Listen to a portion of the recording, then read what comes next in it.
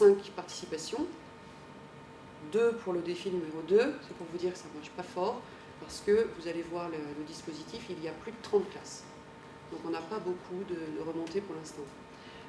On essaye de mettre en place ces outils de communication en réseau en lien avec les e-run, donc les homologues de David dans les départements.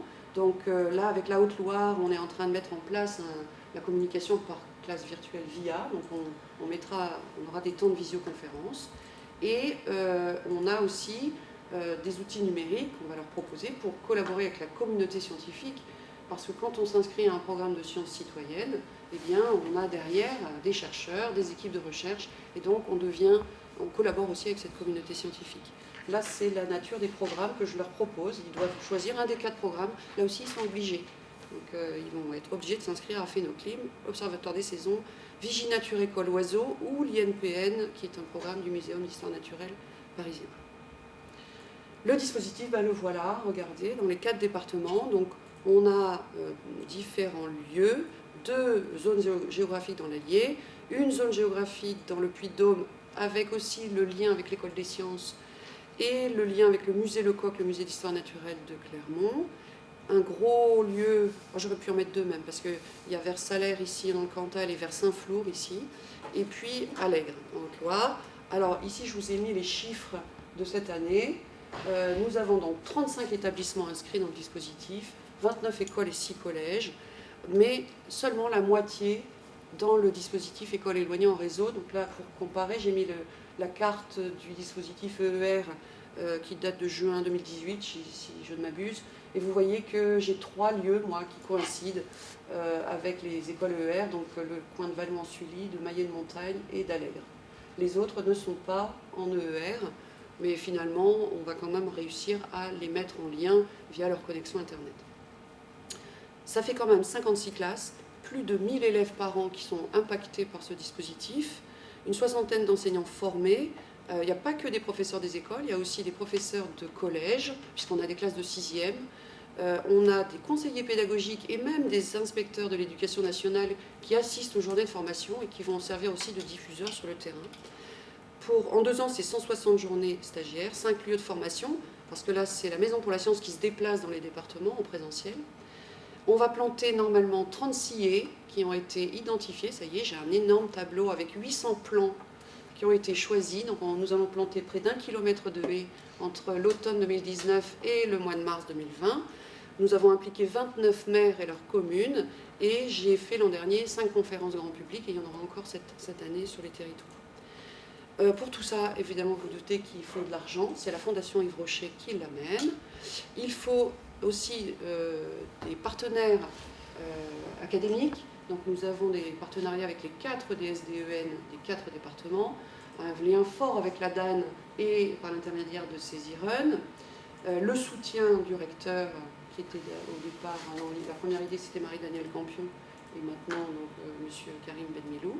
Nous avons le soutien également de l'institution, enfin de mes tutelles à moi, donc de l'université, de la fondation de l'université qui gère d'ailleurs l'argent de la fondation Yves Rocher. Ce projet est inscrit également comme va être inclus dans un des livrables de l'ICIT, qui est le label d'excellence de l'université Clermont-Auvergne.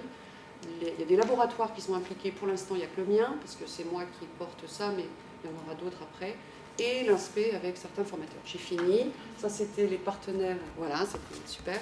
Les partenaires associatifs, donc la fac et la mission OE qui va valider les haies qu'on a choisies, que les enfants ont choisies. Une société, un auto-entrepreneur qui est un éducateur nature qui nous aide sur la journée insectes. Les pépinières La Chase, parce que tout ce qu'on va planter est végétal local, c'est-à-dire des végétaux produits dans le Cantal. Et puis voilà, j'ai mis là 4 logos de mairie, mais je pouvais en mettre 29, mais ça ne tenait pas dans la diapo. Donc j'en ai mis 4 pour vous montrer l'implication également des élus. Voilà, et un autre à planter, c'est ça, par exemple, c'est quelques photos. Là, c'est les enseignants de Haute-Loire qui venaient, alors il y avait la journée de formation insectes avec l'auto-entrepreneur qui est là, et puis ils avaient reçu leurs cadeaux, donc il y avait des livres, il y avait des visualiseurs, il y avait des loupes de terrain, voilà. Là, c'est moi en train d'officier. Là, c'est les élèves en sortie terrain, en train de regarder la croissance de l'huître. Ici, c'est les élèves de maternelle, parce que les plus de 1000 élèves, ça va de la petite section 3 ans à la 6e, 11 à 12 ans. Et donc nos défis sont aussi lancés à des écoles de maternelle. Et donc là, par exemple, ce sont des élèves de maternelle qui sont en train de relever mon défi et de trier mon mélange d'objets, graines et non-graines. Voilà. Et tout ça, la valorisation, c'est difficile parce que donc, les Padlet, ça marche moyennement quand même. J'ai assez peu de retours. J'ai des retours quand je les vois en formation, en présentiel. Ils sont enchantés, les professeurs, mais je ne vois pas beaucoup remonter les productions de classe. Je les ai vus là, parce que j'ai eu les listes de haies qui sont remontées. Donc là, je les ai vus, leur remonter. Mais je ne sais pas exactement comment ils ont établi ces listes.